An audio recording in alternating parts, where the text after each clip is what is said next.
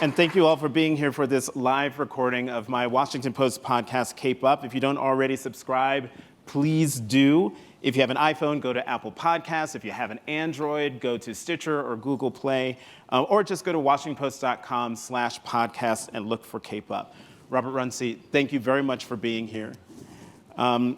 You got to the Broward County schools in 2011? Yes, that's correct. What were the schools like when you got there? And you came in from Chicago. Yeah, it was a pretty challenging time. I came in 9 months after a couple of board members had actually been arrested. The district was out of compliance with class size, which are classroom size requirements. I think 70% of the out of compliance classrooms in the state of Florida were actually in Broward. We also had a number of financial issues going on at the district. We were losing students exiting the district. I think prior to that, the prior 3 years, they'd lost about 8,000 students exiting to go to charters or private schools. There were a large number of students that are being suspended and arrested. In fact, the largest number of suspensions and arrests in the state were occurring in Broward County. How many numbers are we talking about in terms of suspensions and arrests? Suspensions were probably north of 60, 70,000.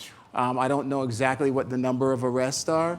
They vary because the way they're tracked, they include not only the district, but also external law enforcement like our municipalities and county sheriff's office. Mm-hmm. But that was the general backdrop. And I'd also say at that time, a new school board came in, a school board that was really focused on change and remedying these situations and wanted to bring in someone from the outside with background, not just in education, but in dealing with large, complex organizations. I mean, Broward is the 6th largest school system in the country.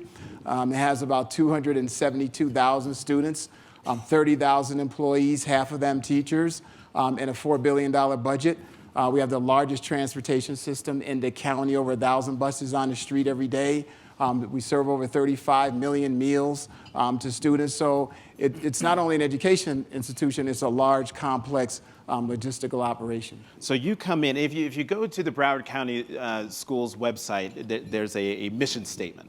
Yes. And it says, to ensure, in part, to ensure that we give every single child who shows up an environment where they can achieve their potential. So you come in 2011, the Broward County Schools District is a mess, and as you just explained, one of the things you did in terms of suspensions and arrests of students was to take a look at the zero tolerance policy and the disciplinary policy. What did you do and how did you go about changing what was in place when you got there? Yeah, well, first of all, I'll say that, I believe that the role of a superintendent in a system and situation like this is to have sustained, disciplined commitment and leadership that challenges institutional norms and practices, challenges institutional assumptions about students, student achievement gaps, student abilities, and works to make those changes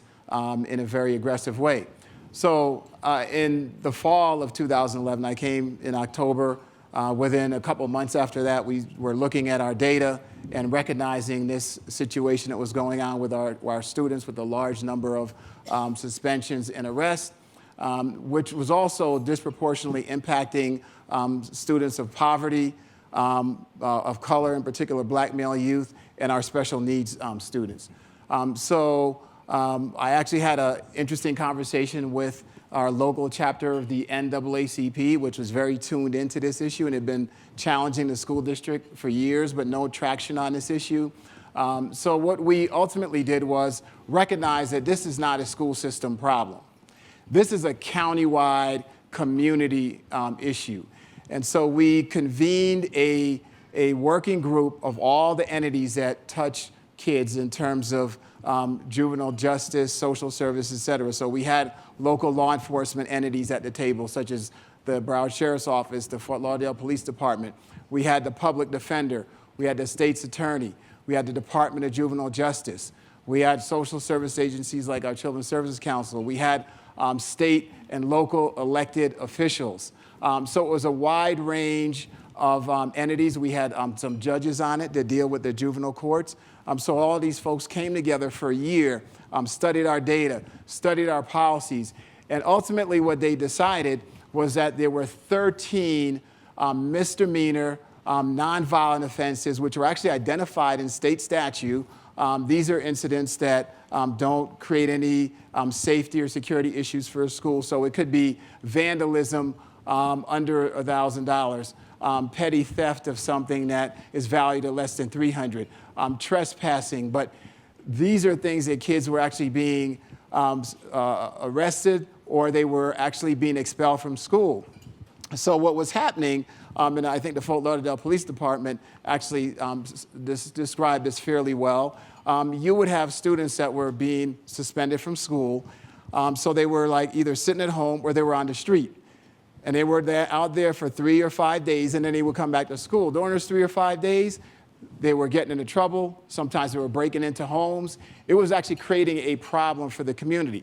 So what we developed was a change in our policies to identify these nonviolent misdemeanor offenses, and then what was the intervention that we were going to provide. So we created a program called PROMISE, which stood for Preventing Recidivism through Opportunities for Mentoring, Intervention, Education, Support. Yes. Right.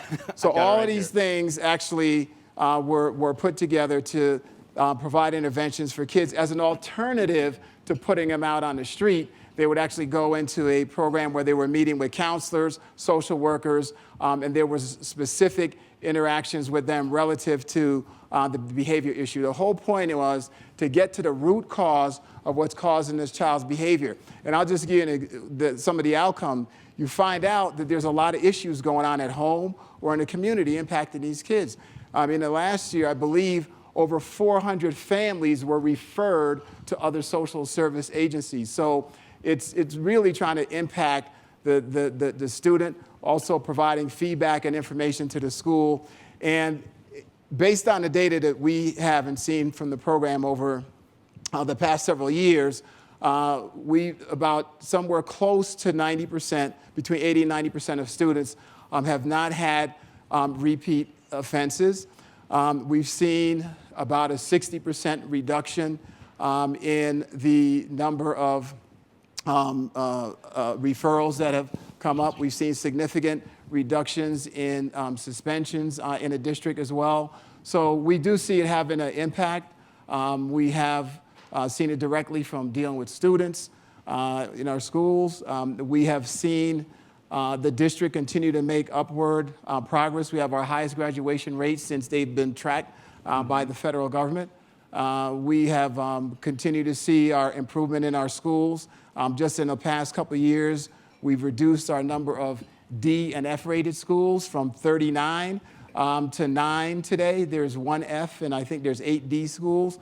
So we're seeing progress in the system. Certainly there are things to be fixed, and we can do more. And we'll be talking about that in a second. Another thing that you instituted, so aside from the disciplinary issues and the zero tolerance issues that you addressed, you also addressed curriculum. And the one curriculum change that you instituted that is getting a lot of attention is the debate requirement, where every high school, every middle school, and increasingly elementary schools are required to go through this debate program.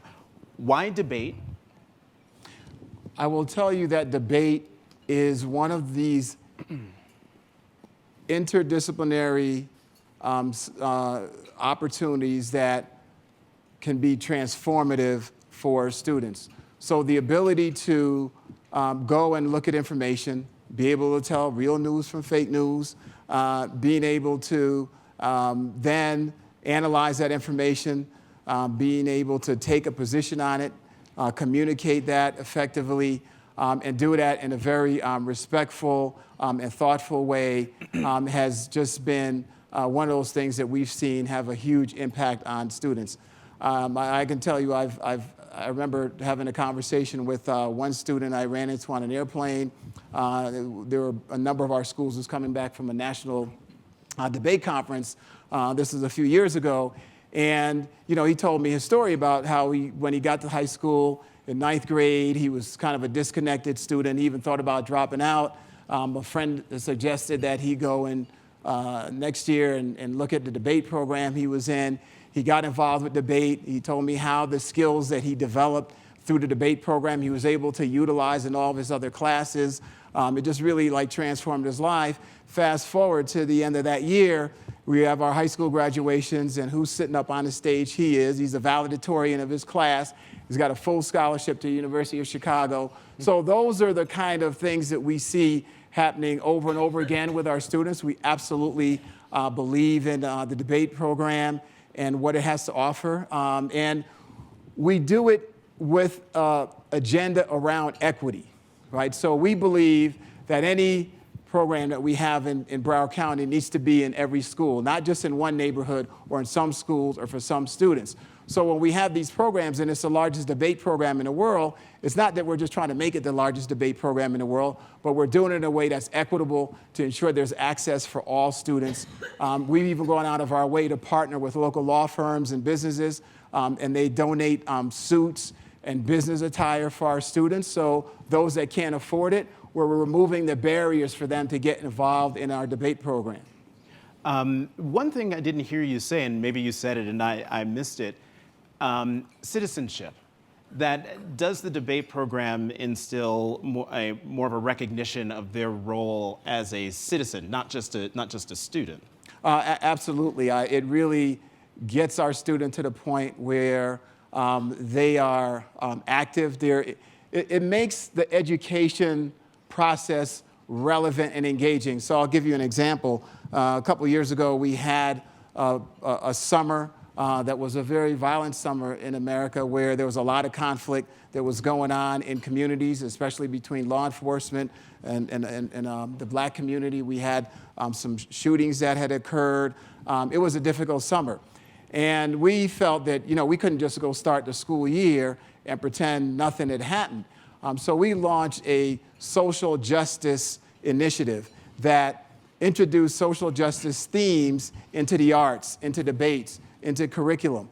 So our students were able to have an opportunity to debate things such as immigration, gun laws, the criminal justice system, the relationship between law enforcement and the community. So these are all present day topics and issues that are top of mind, not only for many of us, but obviously for our children, and to be able to put them in a position where they're able to do their own research and identify solutions, I think is a great way to instill citizenship, engagement, and relevance of the education experience to the real world. So I started with promise and took us into the debate program because it leads us right into Parkland and the students of Marjory Stoneman Douglas High School. And February 14th of this year, when a student, Nicholas Cruz, went in, at the time, one of the largest mass shootings in the country's history, 17 people dead. When did you hear the news? That day was a day of enormous highs and the lowest lows I've had. Earlier that day, into the afternoon, I was at one of our high schools celebrating our Teacher of the Year. And we were delivering her a brand new Toyota Camry. So I had the keys to the car. We went to the school. The car had a big bow on it. We had news media out there. We had her come out. We had music. The kids were playing and performing as well. It was really what we celebrate in Broward County. It was a great opportunity to celebrate one of our outstanding teachers. So when we completed that event, I got into the car. We're driving for about 10 minutes, and I received a text from my chief of staff. Said that it appears there's some type of incident that's occurred at one of our high school. They're saying it may be a shooting. Now, we get things all the time. We get bomb threats. We get threats of shooting. It just happens. There, things that pop up. They tend not to be real when we go and investigate them. So there wasn't like a huge sense of alarm at the moment because it was a vague message. Then he called me on the phone, and I've never heard him so shaken before. So I immediately went to my office. I spent about 5 minutes there, grabbed a couple people, and we just started driving out to Marjory Stoneman Douglas High School without any real details of what had occurred out there. And then I got on the phone with the sheriff and started talking to him. And he described what, he said is the most horrific scene that he's ever encountered. And you got to the school and you got to see with your own eyes as close as you could get. Yes, later, at some point that day I was able to go by the building where the tragedy occurred and see the horror that was there, seeing our children and babies that were shot and still bodies on the floor in the hallway. As the nation was horrified by what happened and still trying to process what happened, another mass shooting in another school, multiple dead, it seemed as if this happened almost immediately, that the Marjory Stoneman Douglas High School students mobilized and got out there, and we got to see their activism and their passion and their poise and their persistence. In my research, I saw that one of the reasons why they were so prepared was because they had debated gun control, 3 months earlier in November? Yeah, so some of the Marjory Stoneman Douglas students that you've seen on the national stage, they have benefited from what we consider a quality public education that we have available to all of our students in Broward County. So some of them had participated in the debate program. And so a few days after the shooting occurred, there was a rally at the government center in downtown Fort Lauderdale. And one of our school board members, Lori Levinson, who's a huge champion of debate, all 3 of her kids went through it, and we worked together very closely as we expand debate opportunities around Broward County. We talked, and she suggested, hey, why don't we bring some of our students so that they can actually get on the stage? Because we're always here for politicians, the community activists. So at this rally, the stage was packed. You couldn't even squeeze in there. It was a hot day, and a lot of people there, and we brought some of the kids. So we had speaker after speaker going up, and then ultimately we got like Emma Gonzalez and a couple others, and we pushed them up to the mic and had them speak. And she had an opportunity to speak, and really it kind of took off from there. And were you surprised by the reaction? You said it took off from there. Were you surprised that it took off from there? That this high school senior with the buzz cut gets in front of the microphone and just in one speech and a bunch of speeches that happened after that changed the debate in the country? I wasn't. Well, yes, I was surprised at how much momentum it gotten. I wasn't surprised about her ability, what she was able to say and do. We are enormously proud of our students. But for them to do what they have been doing in the face of the grief and in face of the challenges that they've actually had to witness and personal attacks each and every day is a testament to the courage of our kids and what they're able to do.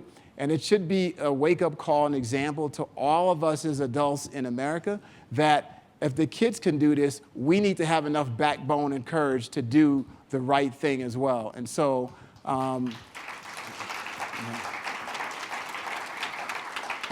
So I'm glad to see that it's occurred the way it did, because I firmly believe if we continued as we've always had to push for funds for mental health, school safety, et cetera, it doesn't happen. But through them, and actually through many of the parents who lost a child or a loved one there, we lost 3 employees as well, they were able to get our legislature to change and pass the Marjory Stoneman Douglas School Safety Act, which actually provided funds for school resource officers and school safety personnel, mental health dollars, and also some dollars for school hardening. So it's a start. I can tell you those dollars are woefully insufficient for what we need. So, for example, $98 million allocated statewide for the entire state for school facility hardening. I mean, we could use multiples of that in Broward County alone, but at least it's a start. So, as a result of the shooting in Parkland, the Promise program has come under intense scrutiny. You were asked if Nicholas Cruz had been a part of it. Initially, you said no. Later on, you came back and said, well, maybe there had been a referral. People are taking that as a way to discredit and, from their perspective, dismantle the Promise program. Can you clear up what's going on here? Was Nicholas Cruz a part of the Promise program? No, we reviewed everything that we can. We have no evidence that he participated in the Promise program outside. But he was outside of referred? Outside of a potential referral. At that time that he was referred, or we have the referral statement, that was a couple months into the start of the Promise program in 2013. And so our systems, when a student has an infraction, automatically generates several options for interventions based on that behavior, and Promise was one of them. So it's not clear to us how valid that referral is, but nevertheless, that's the only connection that we have, but we don't have any evidence that he participated in the program. But that's besides the issue. This has just been a distraction issue from focusing on the main topics. The Promise program, as I described to you, is an intervention program. It's a positive behavior intervention program. If Nicholas Cruz had actually participated in it, all it would have been a positive for him rather than him not receiving any type of services we've had in the past. Promise is a program that we continue to stand behind. It's a program that's benefited kids. It continues to benefit them. Yes, there are things that we can always improve in every single program that we have, and we're going to continue doing that. I think we need to continue to enhance curriculum there. We need to integrate and share data more effectively across systems that we have in the district. We have about 17 systems that capture student information, discipline data. But overall, it's benefiting kids. We need to continue to move forward with it and continue to see where we can improve it. But on the case of Nicholas Cruz, so he was, as you said, potentially referred. Doesn't look like, from what you've seen so far, he participated in the program. There were, just from the news reports that I've seen, he was a disciplinary problem. Law enforcement had been called out to the house where he was staying many times. How is it that someone who was known to be an issue or a problem, how was he able to fall through the cracks? Well, let me just say this, and fall through the cracks. And why didn't law enforcement jump in and do something? I'm trying to channel some folks who are saying, here was this problem kid that everybody knew about, and nothing was done. Well, I would never say that nothing was done, right? So we can always go Monday morning quarterback, create a whole lot of what-if scenarios. One of the things I did to at least get to the heart of the matter and figure out what we could learn from this experience and what kind of accountability do we need to put in place in the district. Back in March, I worked with the school board and asked to engage an independent third-party entity to do a full review of this shooter's history throughout Broward County schools. So they reviewed 16 years. We also reviewed our data relative to student discipline. And that was done in the context of the fact that this student was a special needs student, is a student that had emotional behavior disorder. We have completed that work. I had committed to finishing that work by June and then releasing it to the community. We finished that work. We attempted to release that document. The shooter's attorneys in the public defender's office blocked us and would not allow us to release it. So we filed for a declaratory action in the courts to get some fairly expedited answers on whether we can go and release the report or not. So we're asking our courts to give us the opportunity to release the report. I believe the public has a right to see it, to read it, to make an assessment of what occurred. So we're hopeful that sometime within the next couple of weeks we'll be able to get a decision and hopefully be able to release this full report to the public. I mean, can you release this report to the public? I thought there were laws in place to keep the information about students private. Or that's what the attorneys are doing. What we've asked for since they took that position is to get permission to release the report, not necessarily all details of his private medical records and other information, but the full report itself. We want to be able to release that. And there's another report. I know there are a lot of reports being done as a result of the a lot of investigations and reviews. But there's another review that is underway that's looking at everything that happened on that day. Yeah. So there are a lot. There's a Marjory Stoneman Douglas commission that was set up to do a full review of this. So it's an independent body set up by the state through the legislation. The governor has his own review of law enforcement actions on that day, so that review's going on. There are a couple others, but internally, we're trying to do some reviews and investigations of our own to really get an understanding of what the actions were of the administration, school safety staff, and faculty on that day.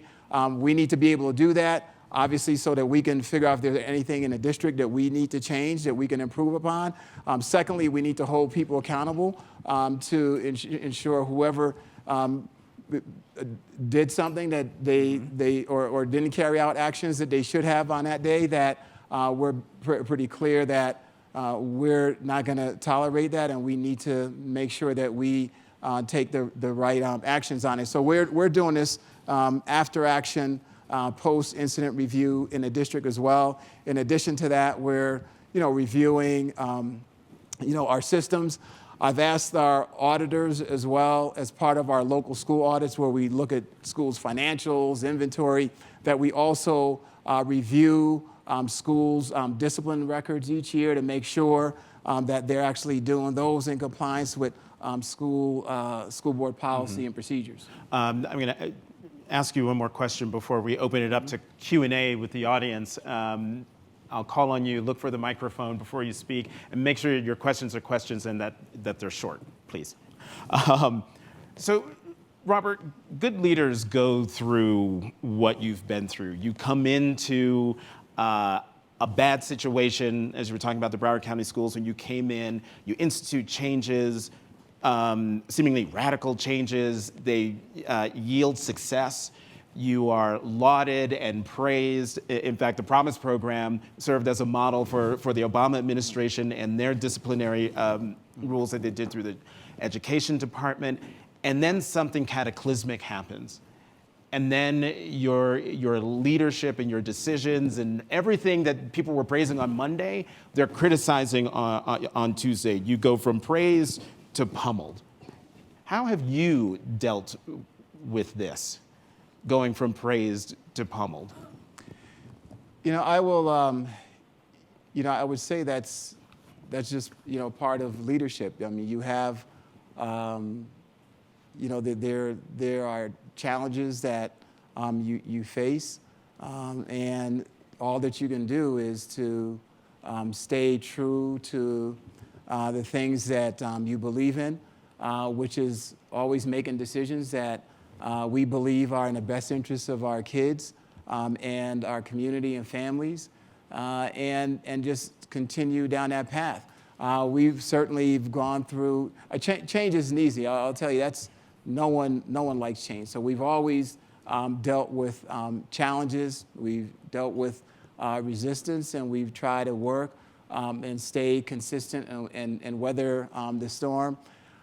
I would say I'm more of an idealist and an optimist. I really try to believe in the power of hope. So in the midst of seeing the worst of humanity, I'm also seeing the best of humanity, from the outpouring of support all across our community and this nation and the world, to seeing the activism of our kids, to seeing lawmakers and others having conversations on topics that they wouldn't have entertained a few months ago. I am hopeful that through our worst and darkest days, that we will see some daylight around the corner and a better future for our kids in this nation. So I'm going to continue to do this work, continue to push for change, continue to work with our communities. I understand the frustration. I understand the anger. I understand the political situations that are now taking root as part of this, and how this is being politicized. But I think we need to stay focused and try to move beyond that to the extent that we can. And so the people who are calling for your resignation, trying to get you to quit before your contract's up in October 2019. I don't see any reason to entertain that. I think we need to figure out how we can work together as a community to develop some real solutions, not point to a single program or single individual. That's the playbook that goes down in this country every time we have one of these shootings, and we just see them coming over and over again. To talk about the Promise program, there's no Promise program at Sandy Hook. There's no Promise program at Columbine. There's no Promise program at Santa Fe, Pulse nightclub, the churches, Virginia Tech, all the places around this country. And just a couple days ago, we had a shooting that occurred at a newspaper. So this is a big problem that we've got to get our hands around as a country and start having some real honest conversations about it. Thank you for that. And now we're going to open it up. Open it up to questions. Orange shirt, then the white shirt, then the blue shirt. And I see you way back there. Congratulations. Hang in there, keep fighting. I have a two-part question. Sure. One, you are dealing with a very large institution. And the question I have, if you could address this quickly, is whether you believe the governance model is optimal or not, because you have a central control over a very large institution, and I assume you have a bunch of schools that are each operating, which is a complicated governance situation. And I'd like you to address that. Second, do you feel that the pressures that you're under are going to imbalance the appropriate ratio between preoccupation with the problems, the social problems, versus the normal curriculum, which is going to graduate good students? Great, thank you for the question. Yeah, so relative to the complexity and size of the system, I don't believe that that's an issue here or concern. I think that the challenge that we have, I would say, are lots of restrictions and state and federal laws that get put on school districts. So regardless of what your size is, I believe if you look at it and step back at a larger level, you got the federal government that comes up with its own set of rules because they don't trust the states, and they try to figure out how to control the states.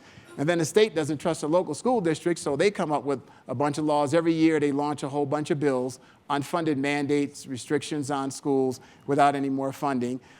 Then the states pass these rules because they don't trust the local school districts. They put the squeeze on school boards and superintendents, and then it filters down to the actual administration, and the teachers are struggling because they're being evaluated based on these accountability systems and test scores, and so they can't even do the kind of teaching that they need to do, and ultimately, we're doing a disservice to our kids. So somewhere we got to go break the trust cycle. We need to really take a hard look at how we view our teachers as professionals. They absolutely need to be paid more. States need to provide more money for that. You look at all the strikes and everything that are going on around the country as teachers are struggling to get by. They put their lives on the line. They make a lot of sacrifices for other kids every day. We really need to honor that as a profession, invest in it as we should. The second piece of your question is around the balance in terms of dealing with the aftermath of the tragedy and continuing and having some sense of normalcy. The reality is we got to be able to do both. So school safety now is at a heightened level across the entire school system, as it is in many school systems in Florida and around the country. So we're working to make sure that we put in significant security measures, right? So we've completed updating all our surveillance cameras at all of our schools. We've completed that within the last week. Actually, June 30th is when we're scheduled to do that. Yeah, right. So it should have been completed this week. So we've accelerated that work. We've accelerated our single point of entry projects where we create a combination of doors and fencing to make sure our campuses are secured and funneled into one station. But one of the biggest things we're doing is we've really impressed upon schools that they have to be diligent and they're going to be held accountable for ensuring that they are implementing to the greatest degree possible the protocols that are needed. That is making sure all classroom doors and exterior doors are locked, the gates are locked, that they're doing the drills that they should, that every student and individual is wearing the IDs and appropriately identified. So just leveraging the assets that we already have needs to continue. So we're doing all those things, and at the same time, we need to continue with all the innovative programs that we have. Yes, giving kids exposure to debate, creating one of the largest computer science programs that we have in the world, continue to push graduation rates for our kids and making sure they're prepared, not only with career skills, but actual life skills, integrating social, emotional, and mental health as a more significant part of everything that we do in the classroom as actually part of curriculum, part of the interventions that we do for kids. We're hiring probably this year maybe 100 additional counselors and social workers. We need more guidance counselors in our schools. We're working to add more of them as well. All this work needs to go on because at the end of the day, we've got to address the social, emotional, and mental health of our students in our community first and foremost before we can actually effectively do the teaching and learning that's necessary. Okay, we've got 10 minutes left, and I want to encourage shorter questions and shorter answers. Right. White shirt. Very briefly, you run an enormous organization at $4 billion that would almost make the Fortune 500, which is incredibly impressive. How do you balance the notion of equity that you mentioned across the different schools with innovation and having some of your different principals testing a program or trying something at a school and then rolling that out across your whole organization? Thank you. So the equity piece is one where, and I'll just give you technology. So about 3 years ago, our student-to-computer ratio was 6 to 1 generally across the system. And it varied. You had some schools that had resources, so they had a lot more technology, and others that did not. So we made a huge investment. We deployed somewhere close to 90,000 devices out in our schools. And we did that in a way that it was equitable. So at the end of the day, every school ended up with the same ratio, which today they're at 2 to 1. And when we've introduced opportunities like computer science, we've made sure that those opportunities exist in every school. And we do that in a way to also close achievement gaps. So I'll give you an example. With computer science, the district went from about 3-4 years ago, we only had a few hundred students that were taking computer science. This past year, we had thousands taking and sitting for the AP computer science exam. In fact, in Broward County, we had more black students, African-American students, sitting and taking the advanced placement computer science exam than the entire rest of the state of Florida combined. So we work to make sure that we do the best that we can to make sure we're treating all schools equitably, and sometimes equitably doesn't mean the same at every school. Blue shirt here. So technology and fine people like Sal Khan will help enormously on the content side of education. Yeah. What I think, I'd sent, I'm from Africa, I'm from Zimbabwe. Quickly, I sent my please. son to one of the finest schools in this country and took him out 6 months later. Because even in the most expensive schools, what's lacking is pastoral care. How do you motivate 30,000 teachers to provide pastoral care to these 272,000 Are children? you saying pass-through care? No, pastoral. Pastoral, what you say. Pastoral care. Okay. Is that what you call? No, not spiritual. Like, providing them guidance, mentorship. Oh, well. So again, I think that speaks to having a shift that we are making now in public education around these life skills that students need, right? Which essentially are these social, emotional skills that they need to be able to deal with challenges that they have, being able to deal with disappointments, knowing how to struggle, knowing how to interact and work with other folks. So that's the aspect of public education that's getting a lot more attention, and I think it will address that part you're concerned with. Okay, we just have time for 2 questions. A question here, and then the blue shirt here, and then I'm going to have one last question. Okay. Wonderful, thank you. To tangent off of that question, I am more interested in hearing about the care of the activists that had a tragedy at their school and now are getting blasted on the internet. How are they getting the care to make sure that they come through that with a healthy mental state? Great question. Yeah, that is. So one of the things that we've done from the very beginning, it's not only just those students, it's everyone in particular in the Stoneman Douglas community. We've assigned family counselors, social workers to each and every one of the families who have lost a precious child or a loved one, or were actually injured. We've opened resiliency centers that we staff with counselors and therapists across the district. And we try to work and connect these families with as many resources as possible. So that's an ongoing part of our new normal, and will continue. Thank you for that question. Oh, great. No, this man here in the blue shirt who's been very patient. Thank you. Thank you for telling your story.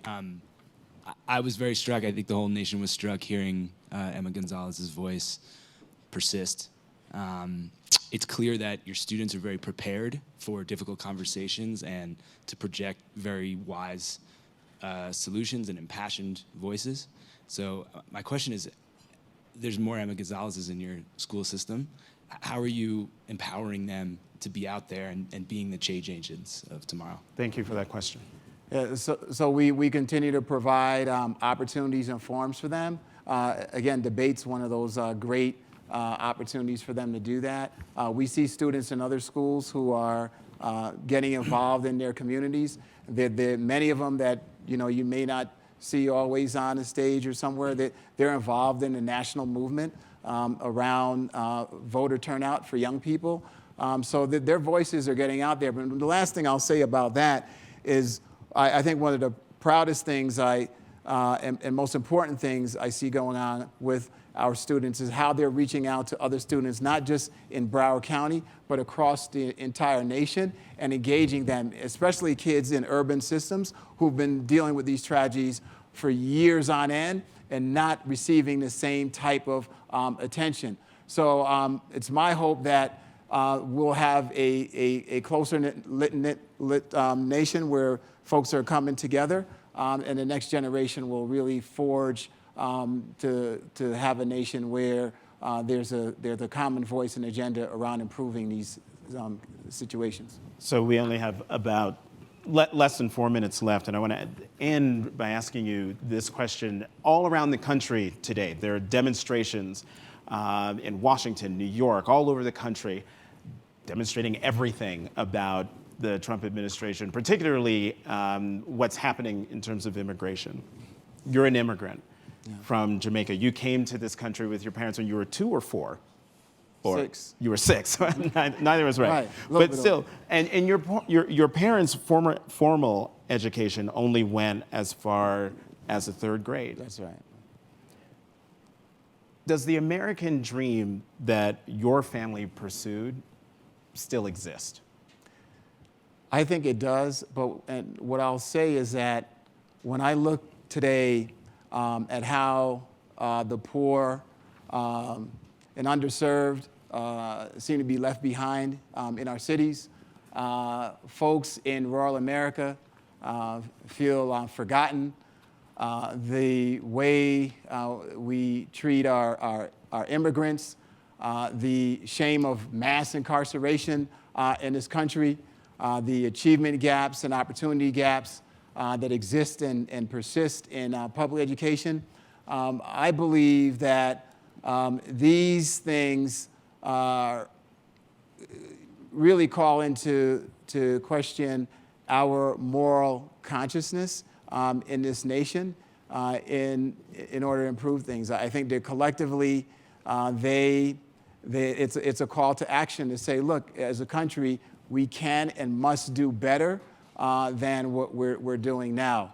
I believe that all of these protests, all of these conversations that we've had here this week at the Ideas Festival and that continue around the country, I am hopeful that we'll get better. I was listening to a piece of James Comey's comments this morning. He's actually reading one of the same books. I'm reading John Meacham's The Soul of America, and it talks about how we've been through these periods and even worse. So when you take a look at history, the trajectory is up. The country's continued to move and improve, but we've got to be able to learn from these challenges that we have. And I believe it's through challenges that test us that make us better and stronger. So as we go through a lot of our challenges in Broward County, as we go through our pain and grief and turmoil, I believe that we'll come out at the other end as a stronger community. And I believe these things that are testing us nationally will make us a better nation as we continue to pursue the American dream.